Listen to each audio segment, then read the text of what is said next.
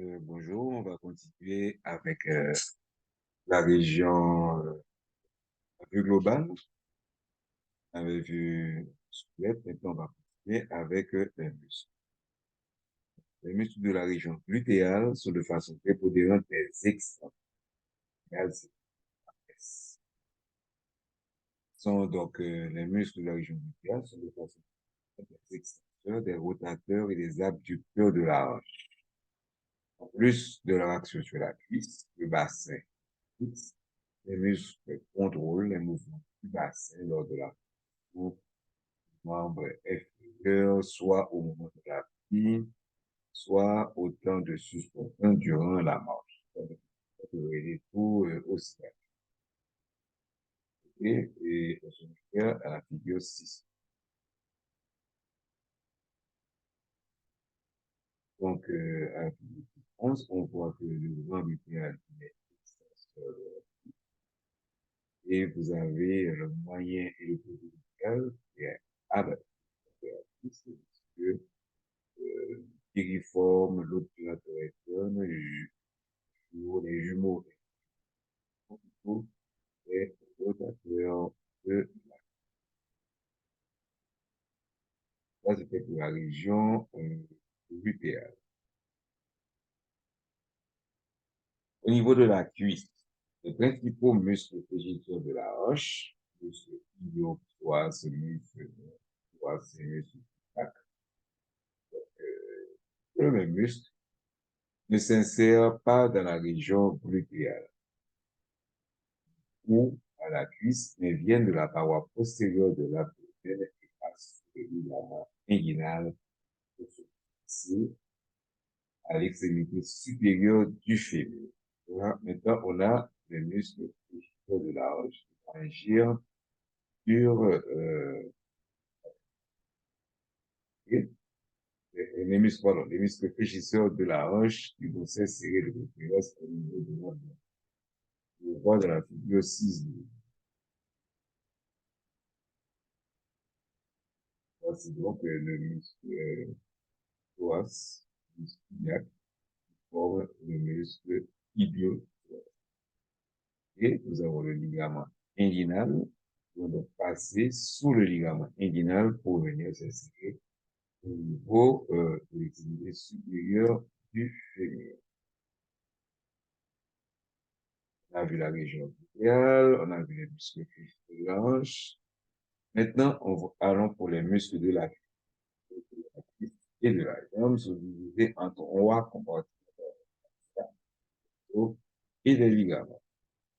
Vers la figure 6.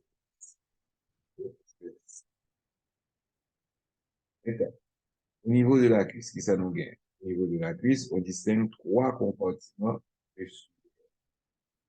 compartiment médial,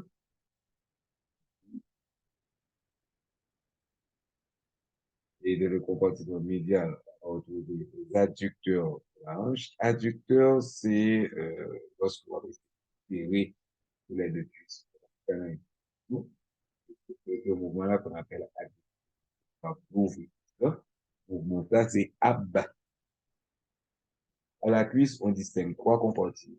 Le compartiment médial, contient les adducteurs de la hanche, antérieur, voilà, les extenseurs du genou, et postérieur, les fléchisseurs du genou.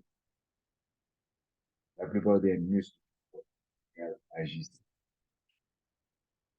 Les muscles du compartiment postérieur, et les ischio-jambiers, parce que fait partie curiosité ischiatique et puis la jambe, les ischio-jambiers agissent comme des extenseurs de la hanche et comme des fléchisseurs du genou, car ils s'insèrent à la fois l'os coxal et les os de la jambe. Ensuite, les muscles du compartiment antérieur, quadriceps fémoral, sont essentiellement des extenseurs du genou, comme les squats, et surtout les muscles du compartiment antérieur comprennent le buste. On a les pour la jambe. Les muscles de la jambe sont divisés en trois compartiments. latéral. Le compartiment antérieur et le compartiment postérieur. Les muscles du compartiment tibulaire sont des éverseurs. Et le éverseur du pied, c'est que on va plaquer, la virer sur dehors. Éverseur du pied. Les muscles du compartiment antérieur fléchissent dorsalement le pied. Pointe. Fléchissent dorsalement le wap lever pied au plutôt. Et, c'est-à-dire, wap ici marcher sous le talon et étendre les orteils. Et, puisque les muscles du compartiment postérieur permettent la flexion plantaire, donc flexion plantaire, c'est le pointe à pied haut, donc la flexion plantaire à pied et la flexion des orteils, et le des orteils. Un de ces muscles peut aussi fléchir le genou par ses attaches du genou. Là, quand ensuite, les muscles spécifiques de chacun des trois compartiments de la jambe fournissent des supports dynamiques, des arches des pieds, dans la précédente vidéo. Et ces muscles situés dans les muscles situés dans le pied, intrinsèques, modifient les forces et les fonctions des tendons allant aux orteils venant de la jambe. Ils assurent un support dynamique à l'arche longitudinale de l'ordre, particulièrement lors de l'élévation du corps en avant et le membre d'appui juste avant que les orteils quittent le sol. Ça, on va l'aider lors de marcher. Pied à terre, et avant de quitter le sol là, on pratiquement font de sous pression les autres. Donc ça, c'était fini pour le sol. Nous allons voir les rapports avec les autres régions. À la différence du membre supérieur où la plupart des éléments neurovasculaires ou au à travers un muscle, au niveau du membre inférieur, avec quatre entrées et sorties principales entre le membre inférieur, l'abdomen, le pelvis et le périnée. Donc, ce sont l'espace inguinal, l'espace entre le ligament inguinal et l'os coxal. On a vu ça dans l'explication et les fléchisseurs de la hanche. L'espace entre le ligament inguinal et l'os coxal, la grande incisure, le canal obturateur à la partie haute du foie et une ischiatique. Et dans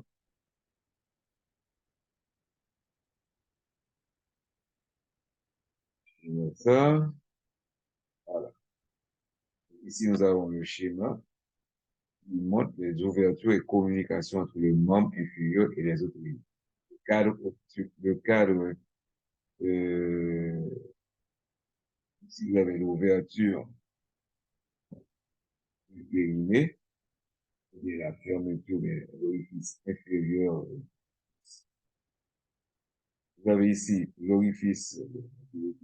Ici, vous avez l'orifice supérieur du pelvis, okay? Le représente en petit rouge, et les flèches vous montrent les passages. Et donc, premier passage, là, il y a plus bagaille, plus flèche là, gros, plus il y a élément qui a traversé passage. Ainsi, vous avez un espace entre l'os coxal et le ligament inguinal. OK? Ici, vous avez le canal obturateur qui est fermé par la membrane obturatrice, mais après, il y a un petit pertuis qui est le canal obturateur. Okay? Et en arrière, on va voir la grande incision.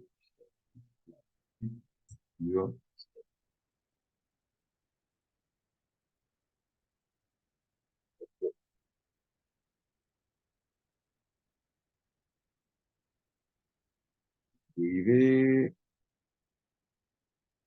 et on voyait les espaces de communication.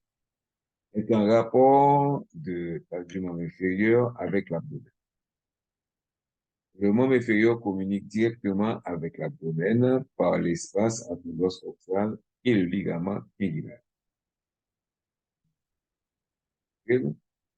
Les éléments concernés sont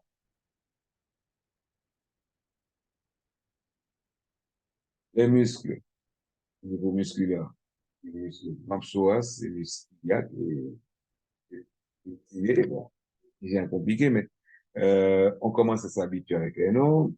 Pour les nerfs, ça va être le nerf fémoral et les rameaux fémoraux du nerf génital et les nerfs cutanés de la cuisse. Et quand on dit nerf cutané, ça veut dire que ce nerf-là est essentiellement sensitif. C'est-à-dire qu'il y a la sensation, la respiration au niveau de la cuisse. Puisque là, on a les vaisseaux artères et veines. Parmi les vaisseaux, nous avons l'artère et en fait, on les vaisseaux lymphaticiens. L'espace entre l'os coxal et le ligament inguinal est une zone de faiblesse de la paroi abdominale.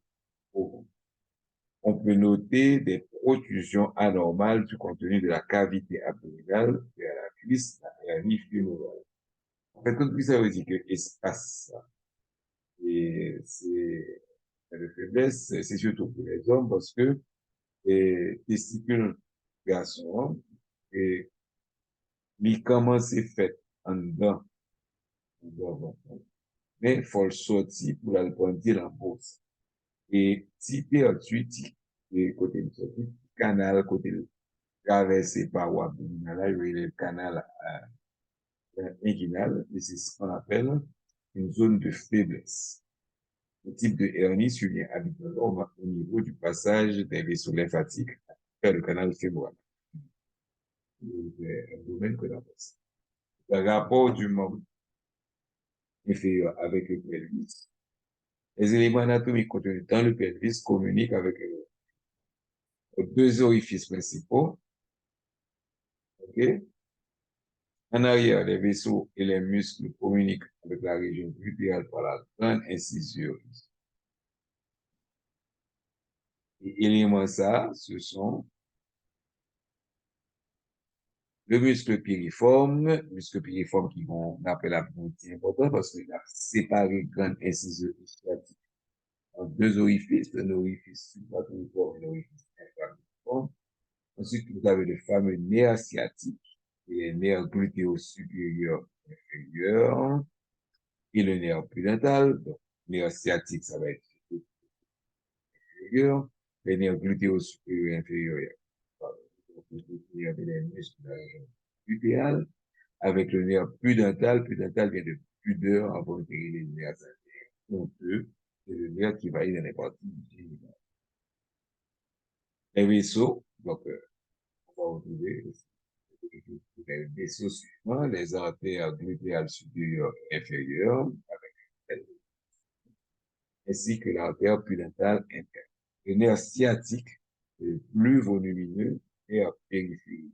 Bon, il constitue le nerf principal du membre inférieur. On va avoir le nerf obturateur et les vaisseaux sortent du pelvis à travers le canal obturateur. Ce canal est formé par la partie haute du foramen obturé et la membrane obturatrice qui forme la plus grande partie du foramen durant la vie. Donc,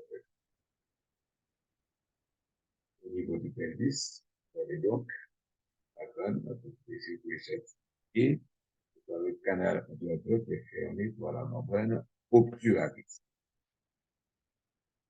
Au niveau du périnée, les éléments anatomiques allant du périnée vers la région glutéale traversent la petite incisive ischiatique.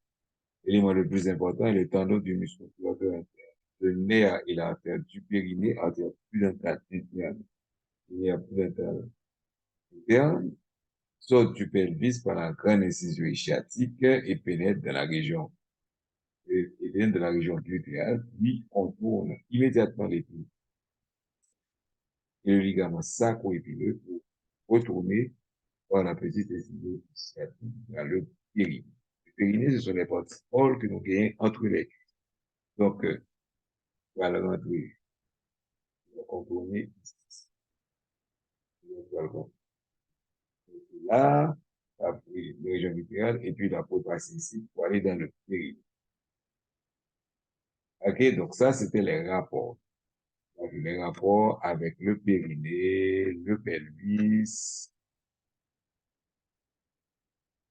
le périnée et le pelvis et l'abdomen. Et on a vu les, les 4 entrées et sorties principales avec sac et la donne. Sac va passer la donne. Maintenant, on a parlé de l'autre point qui sont les points clés. Et bien, les points clés, on va avoir l'innervation par les nerfs spinaux, lombaux et sacral. Bon, comme nous fait commencer, l'apprentissage compliqué, j'aurais fait ou pas besoin. Lorsqu'on verra les éléments analytiques, on verra ça de façon plus détaillée. Innervation par les nerfs spinaux, lombaux et sacrés. On dit lombaire, depuis sacré, on dit lombo, on dit lombal et sacral. L'innervation motrice et sensitive du nerf inférieur est assurée par des nerfs périphériques. Et les nerfs périphériques, les nerfs qui sortent de la colonne vertébrale. Les autres nerfs sont les nerfs crâniens. L'innervation motrice et sensitive est assurée par la périphérique issue des plexus lombal et sacral, venus des parois postérieures de l'abdomen et du pelvis. Les plexus sont formés par les rameaux antérieurs des nerfs spinaux L1 à L3. Alors, je dis rameau antérieur des nerfs spinaux parce que le nerf spinal est tout petit, tout zouit. Lorsque la sortie dans la colonne vertébrale, ok, c'est le nerf spinal. Mais depuis, du moment que le film sorti, il vient diviser en deux branches. Chaque qui croit, c'est branche antérieure, là, ok, et pour toutes les parties intérieures du corps, tandis qu'on a une deuxième branche qui branche postérieure, c'est pour ça qu'il en doit. Donc, on parle des branches antérieures des nerfs spinaux de L3 à L4, et pour la plupart des rameaux de L4 lombal et de L4 à S5 plexus sacral. L'innervation motrice et sensitive du membre inférieur est assurée par les nerfs périphériques issus du plexus lombal et sacral venus des parois postérieures de l'abdomen et du pelvis. Ainsi, ces plexus sont formés par les rameaux antérieurs des nerfs spinaux L1 à L3 et pour la plupart des rameaux 4, donc L1 à L3 avec compatie, non, ça, L4, forme ce qu'on appelle le plexus lombal. Tandis que reste partie L4 à arrivé jusqu'à S5, L4, S5, à bail plexus sacral. Les nerfs venus du plexus lombal et sacral, destinés au membre inférieur, comportent des fibres issues de la moelle spinale de L3 à L1 à S3. Les nerfs des segments sacraux les plus inférieurs nervent le périnée. Les nerfs sortent de l'abdomen à travers différents orifices et foramens et pénètrent dans le membre inférieur. Une conséquence de cette innervation est que les nerfs, les premiers nerfs sacraux, peuvent être testés cliniquement par l'examen du membre inférieur. Et de plus, les signes cliniques tels que les douleurs, sensations de fourmillement, paresthésie et fibrilation liées à la tête des nerfs spinaux, par exemple, par une hernie intervertébrale de la région lombale, se manifestent au niveau du membre inférieur. Et donc, on reprend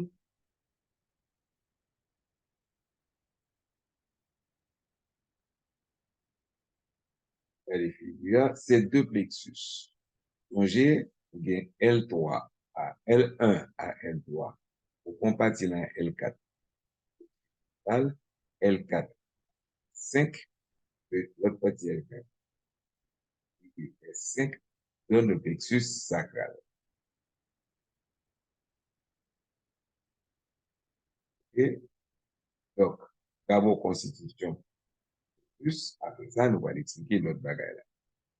Donc, ici, vous avez, de ce côté-là, en haut, vous avez supérieurement le plexus lombal et inférieurement, vous avez le plexus sacral. Le plexus lombal est formé des branches de L1, antérieures de L1, L2, L3, et ils ont parti là L4. Et,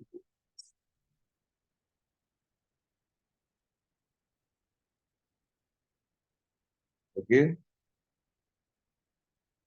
Donc, nous gagnons L4 là, L3, L2 et L1. Tout ça a formé, voilà. Et vous avez ce qu'on appelle les branches terminales, qui sortent. Les branches terminales, les terminales, les hypoglycémiques, l'oral, nerf cutané, et chaque nerf ça formé par une partie de branche antérieure. Mélanger là, et puis après mélanger là, une série de nerfs qui sortent.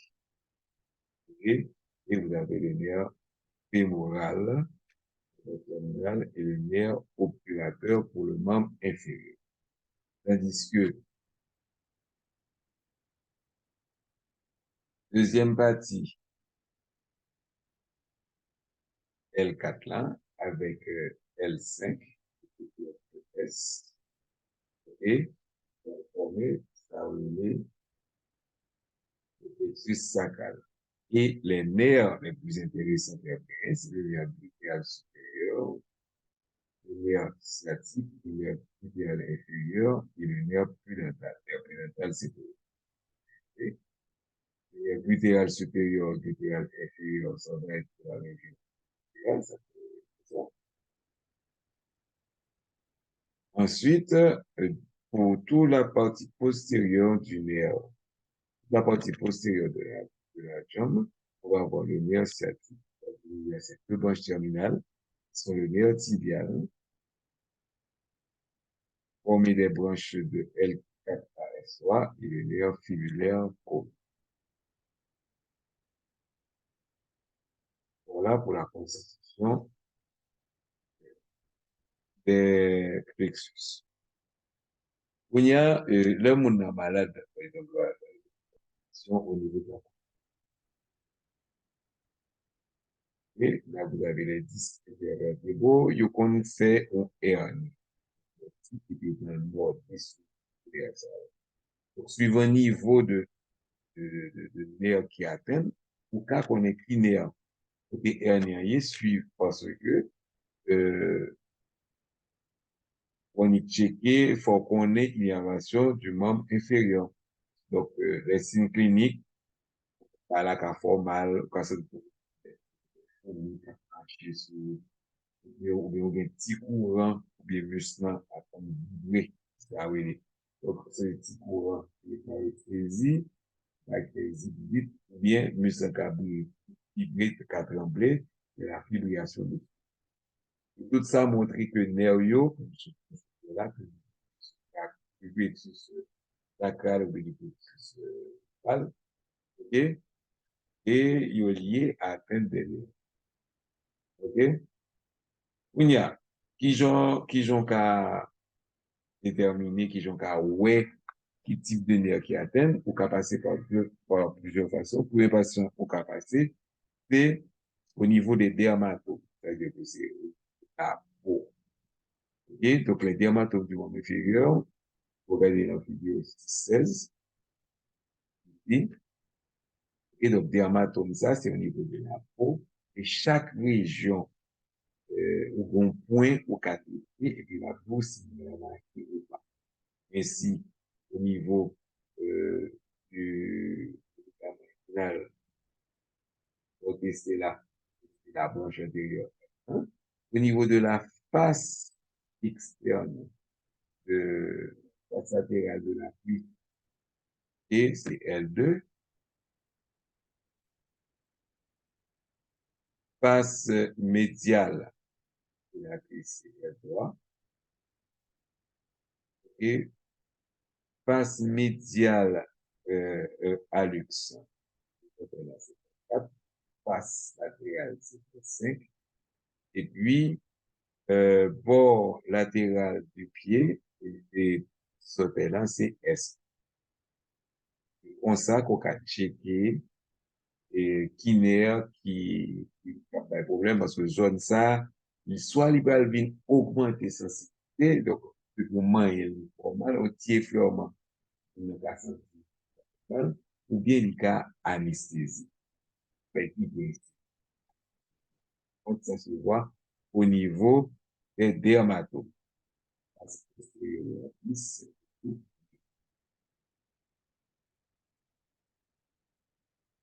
et ça, c'est au niveau de la sensation. Elle est dermatome. Donc, c'est ça. Là, au niveau des ligaments inguinaux L1, la face externe de la cuisse L2, la partie inférieure immédiate de la cuisse L3, bord médial de la ligne 3, bord latéral du deuxième orteil S5, au cinquième orteil S2 pouces. Mais, non seulement qu'à tester au niveau des sensations de la peau, mais on peut chercher le tout au niveau des mouvements. Parce que les nerfs, souvent, souvent, il est fixe. C'est-à-dire qu'il est à la fois sensitif et hauteur, ou cas essentiellement hauteur, c'est lui qui permet de faire. Donc, sensation de la peau, c'est bien l'atome, les mouvements, et on va plutôt tester ce qu'on appelle dans le livre les myotos. Ainsi, flexion de la hanche, c'est plutôt racine de L1 et L2, flexion, donc c'est très simple, hanche L1, L2, puis bas, toujours. Extension du genou, c'est L3, L4, tandis que flexion du genou, c'est L5 à S2. La flexion plantaire du pied.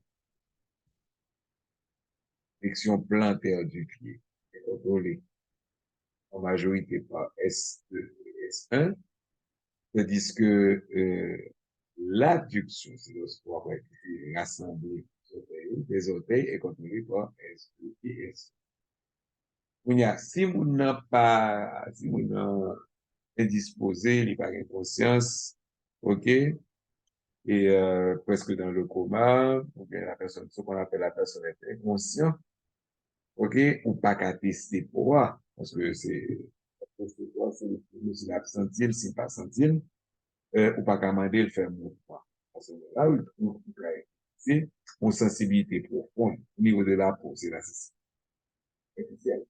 Et au cas servir avec sensibilité profonde, on appelle les sensibilités somatiques, les fonctions motrices somatiques des nerfs peuvent être testées par la recherche des réflexes sensibles.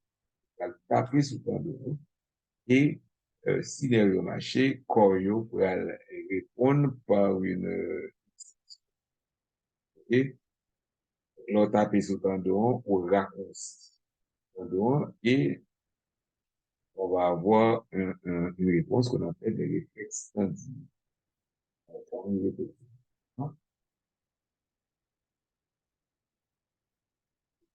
Bien. On tape sur le ligament patellaire, donc c'est en dessous de la patte. Pour tester les branches de la spinale de L4. Une légère percussion du tendon calcanéen, laisse les racines S1 et S2.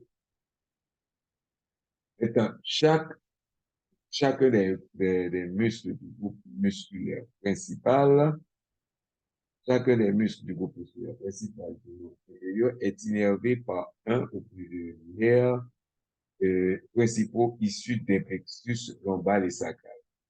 C'est au niveau de la région glutéale, derrière, derrière glutéo supérieur inférieur. Ensuite, la plupart des muscles du compartiment antérieur, c'est quadriceps. La plupart des muscles du compartiment antérieur de la poitrine du nerf fémoral, sauf le tension de l'attaque, parmi les hauts, et légèrement latéral, nervé par le nerf glutéal supérieur. La plupart des muscles du compartiment interne, comme médial, sont nervés par le nerf obturateur, à l'exception du pétillé, qui est énervé par le nerf fémoral et d'une partie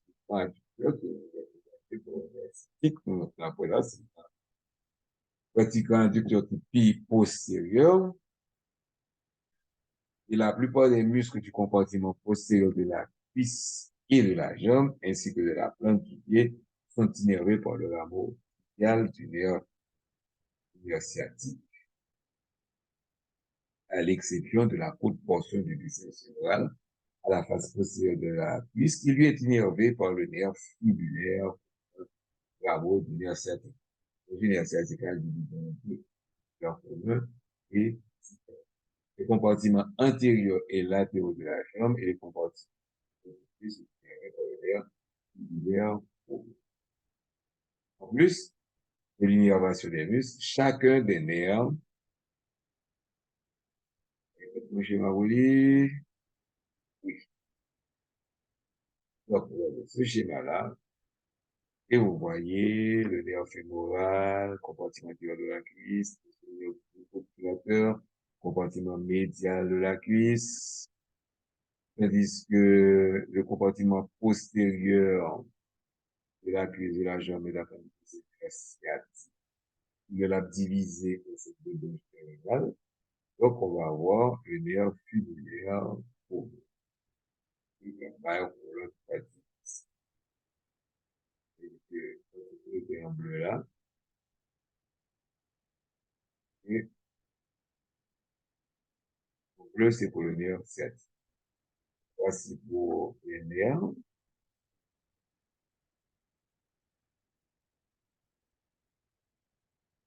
Et voilà. Donc, en plus de l'innervation des muscles, chacun des nerfs périphériques venus du plexus sacral et sacral comporte des zones sensitives destinées à la région, à des régions sous-cutanées. Donc, en plus de ça, il y a les racines des nerfs se réfèrent à l'atome, et maintenant, les branches terminales des nerfs et, peuvent aussi donner des sensations. Au niveau de la peau, vous avez les dermatomes qu'on avait vus précédemment, mais on peut, les dermatomes, ça vous donne les racines. Mais ces racines intérieures des nerfs vont donner des nerfs terminaux. Et on peut tester aussi si ce nerf terminal marche de façon reste à la peau. Et vous avez le schéma ici. Voilà. D'un côté, vous avez la fleur intérieure, et de l'autre côté, vous avez ce qu'on appelle les zones cutanées innervées par les nerfs sensitifs, ou encore les territoires sensitifs.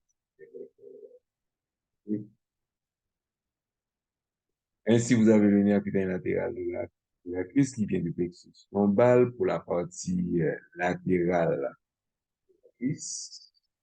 Vous avez le nerf fémoral et tout ça, bon, après, on peut voir ça de façon plus détaillée. Et c'est là qu'on va le faire. Donc, la sensibilité de ces zones peut être utilisée pour tester les lésions des nerfs périphériques. Parce que les dermatomes et les myotomes, ok, vont plutôt permettre de tester les branches antérieures. Par contre, si on comprenez bien, il y a un schéma fondamental. Là, ok?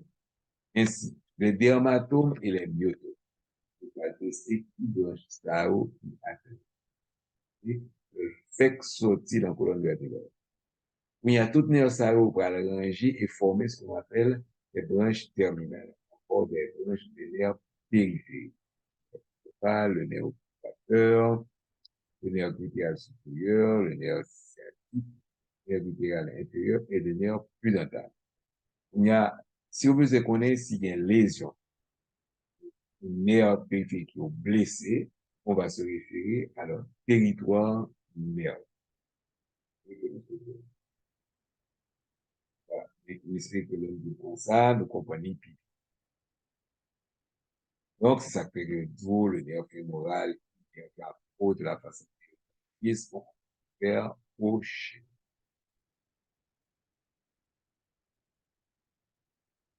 Maintenant, rapport au nerf, c'est-à-dire que le qui va coller son cerveau et qui a un problème si il a fait. Par exemple, le nerf fibulaire commun, rameau du nerf sciatique venu de la fosse poplitée, contourne le col de la fibula pour pénétrer dans la jambe. OK? Là. Et donc, si vous regardez bien, il est pratiquement superficiel et le collé sous zone. Mon bagage qui vient appuyer sur nerf là, pour la peine de bagage qui a ce nerf peut être comprimé contre l'os juste au-dessus de l'insertion fémorale de la tête de la fibula et le col. À ce niveau-là, le nerf est très vulnérable et peut être blessé par de nombreux traumatismes comprimés par un bras. Maintenant, c'est appareil blanche, le ciment blanc pour mettre l'hormone qu'on fait. Ensuite, les veines superficielles, les grosses veines situées dans le fascia sous-cutané, qu'on appelle superficielles, sont parfois distendus. Ce qu'on appelle des varices. Ces vaisseaux sont aussi utilisés pour les réparations vasculaires, par exemple, sur les vaisseaux du cœur, des coronaires. Les veines superficielles sont les plus importantes sont la veine et la petite veine saphène qui naissent des extrémités latérales et médiales de l'arcade veineuse nodulaire. Et la veine saphène remonte à la face médiale de la jambe, et elle offre un orifice, elle traverse, pardon, un orifice du fascia profond du trigone fémoral et se jette dans la veine fémorale à 4 cm du ligament inguinal, tandis que la passe derrière l'extrémité distale de la fibula, à la face postérieure de la jambe. La postérité, la traverse et se jette dans la veine pour les veines, c'est le contraire des artères. Ainsi, elles naissent en périphérie et se dirigent en frontale. Si, là, vous avez veine, la grande veine saphène, naît et de l'arcade dorsale. Et ça va monter sous la peau au niveau de la face médiale de la jambe, de la cuisse, et en arrivant dans le fameux tricône fémoral, il va rentrer dans la veine, la veine fémorale.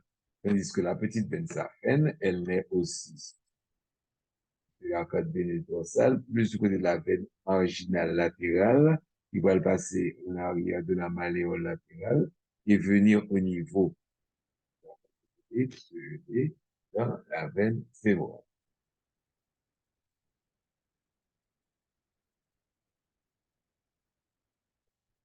Et voilà, c'était tout. Donc,